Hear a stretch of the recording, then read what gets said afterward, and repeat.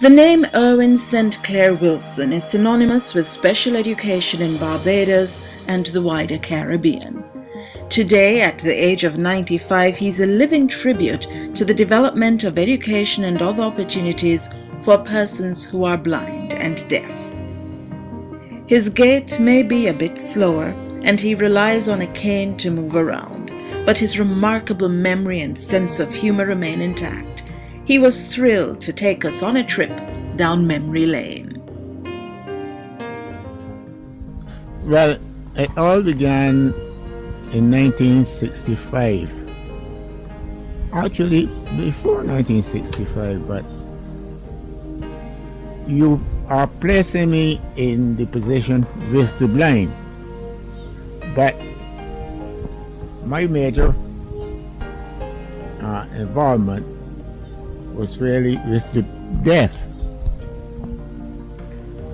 You see, Barbados is peculiar in this sense, as far as I know, it's the only association that represents two incompatible disabilities. I think it is the only one in the world. He's convinced that his work with the blind and deaf did not happen by chance, as he was being prepared for this path from a very early age. I think it is my upbringing. I think it is something that had fallen on me from the time I was probably 6 or so years. Let me say what it really means. I lived next door to a blind old lady, and I could not help admiring the old lady.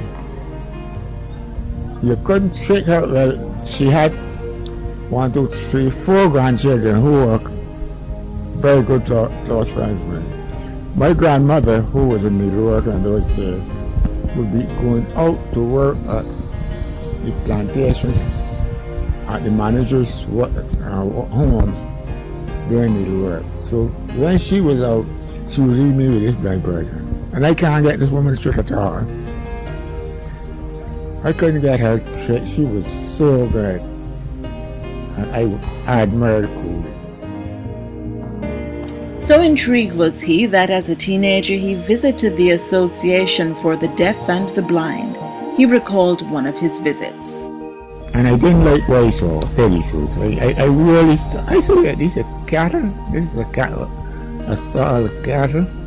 This bell would be ringing, and you see these blind people struggling coming up, and they had to depend on meals. And I had the impression, it might not be true, but it was just that I had the impression that it was leftovers from the general hospital that would come into there. And it used to make my stomach sick. And I decided I couldn't leave and give these people some of my time. He was so passionate about the plight of the disabled that he eventually studied special education at Manchester University in the UK.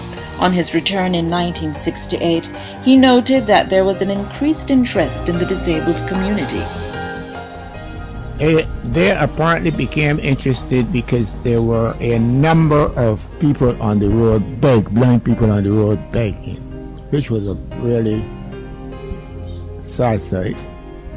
And they decided that they would find residents to take them off the road. I would say that their concern at that time was more so welfare. Provide them with a place to be in during the day, provide them with a meal. So it was there, nothing to do, just get a meal, rest for the day, then home. The next step was that they thought that they should find something to do. The Lions Club came to the rescue, and with the help from government, a workshop was established, but this was for those over 50. There was a kind of stigma attached to the workshop because they thought that it was only there for old people. While the workshop was a blessing to many in the disabled community, there were challenges, and very soon it was suggested that younger people needed to be included. In order for this to happen, the older folk were sent home. We did it, as I would think, in a very kind way.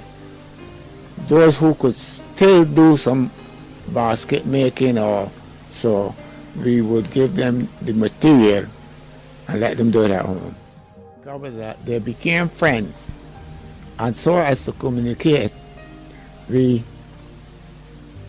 got an agreement with the telephone company that we would pay, the blind person could pay $2, I think it was, $2 for a telephone, so that when they are at home, they could call up their other blind friend, and that was a companionship, so they knew everything.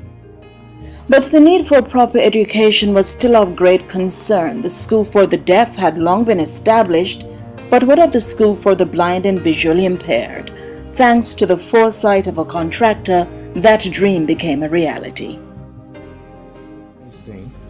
The contractor who had built the school for the deaf had gone on the job, and there was a building there that was to be discarded.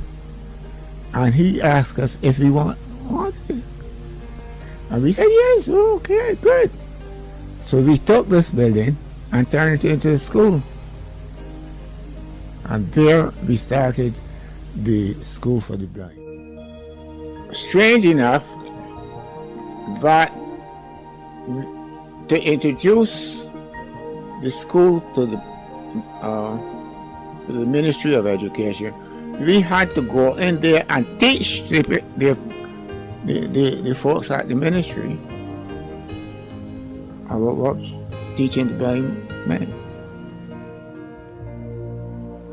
Indeed, the years have rolled by all too quickly, and he has had no regrets. Irving Wilson's work was not in vain, and in recognition of his contribution to his country, on November 15, 2000, the government of Barbados renamed the School for the Blind and Deaf the Irving Wilson School.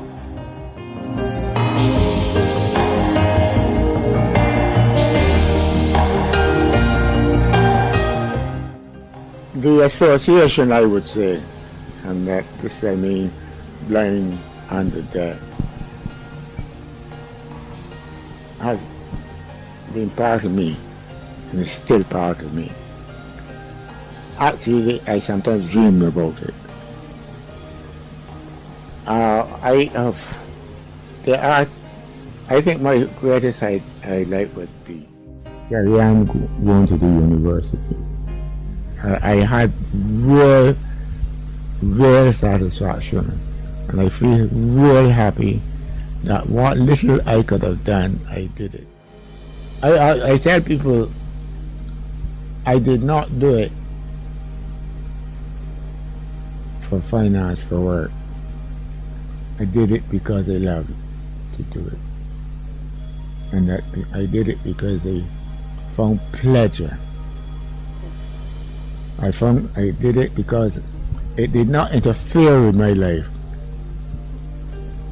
I think it did enhance my life more than interfere with